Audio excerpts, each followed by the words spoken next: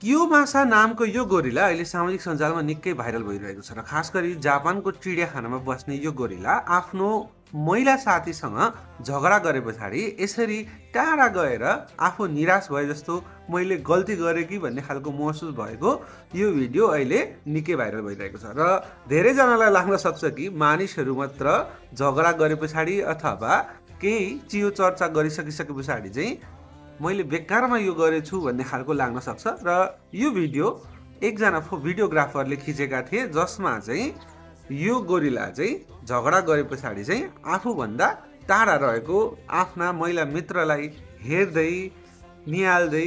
आफूलाई चाहिँ guilt feel भए जस्तो गरिरहेको छ र यो भिडियो तपाईँहरूलाई कस्तो लाग्यो कृपया कमेन्ट गर्नुहोला र यदि तपाईँको गर्लफ्रेन्ड अथवा बुढीसँग रिसाइराख्नु भएको छ भने पनि यो भिडियोमा ट्याग गरिदिनु होला।